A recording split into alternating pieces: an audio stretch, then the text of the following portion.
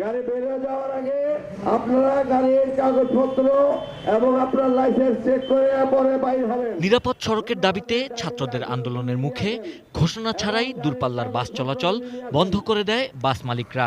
রোববার রাতের ঘোষণার পর দূরপাল্লার যান চলাচল স্বাভাবিক হতে শুরু করেছে। মহাখালী বাস টার্মিনালে সকাল থেকেই বিভিন্ন রুটে ছেড়ে গেছে বাস। সপ্তাহ জুড়ে বাস বন্ধ থাকায় বিপাকে পড়েছিলেন অনেকেই। এত যাত্রী ভোগান্তি, আমি এই 5 দিন ক্লাস সব বন্ধ করে এখানে সব বসেছিলাম। যাত্রাবাড়ি থেকে আসলাম বলাকাকা, বাস এখনো বন্ধ। আমি অনেকক্ষণ 100 টাকা সিএনজি দিয়ে আমরা কয়েকদিন মিলে তারপর আসলাম। গাবতলী বাস টার্মিনালেও দেখা যায় একই চিত্র। সকাল থেকেই বিভিন্ন গন্তব্যে ছেড়ে গেছে বাসগুলো।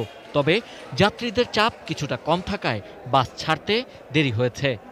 হঠাৎ করেই দূরপাল্লার যান চলাচল বন্ধ হয়ে যাওয়ায় অনেক বাসই রাজধানীতে ফিরতে পারেনি। সকাল থেকে সেসব গন্তব্য থেকে ছেড়ে এসেছে বাস। আর গাড়ি আমাদের সমস্যা নেই, গাড়ি আমাদের অ্যাভেলেবেল আছে, সেটা সমস্যা নেই।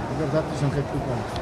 সকালে যে টিপগুলো আসবে, রাত্রে আসবে, ইনশাল্লাহ আমার মনে হয় কালকের থেকে পরিবেশ ঠান্ডা হয়ে যাবে। দূরপাল্লার যান চলাচল স্বাভাবিক হলেও রাজধানী জুড়েই ছিল গণপরিবহন সংকট। তাই কয়েকগুণ বেশি ভাড়া দিয়ে নির্দিষ্ট গন্তব্যে যেতে হয়েছে সাধারণ মানুষকে। এটা গাড়িতে আসলে আমার 30 টাকা লাগতো, আর এমনিভাবে আসছে সিএনজিতে 300 টাকা লাগতো। পরিপূর্ণ হয় না, তারপরেও অনেকটা স্বাভাবিক এসে গেছে। গাড়ি ব্রেক যেখানে হোক, যেভাবে পিঁপড়া ধরতেছে সামনে যা, গাড়ি হাট ব্রেক করলে গাড়ি জায়গায় জমবো, ওইসব গাড়ি এই দেশে লাগবো। ছাত্র আন্দোলনের পর নড়েচড়ে বসেছে আইনশৃঙ্খলা বাহিনীও। তাদের ধারণা, রাজধানীতে চলাচলকারী অনেক যানবাহনের ফিটনেস ও বৈধ কাগজপত্র না থাকায় গণপরিবহনের এই সংকট সৃষ্টি হয়েছে।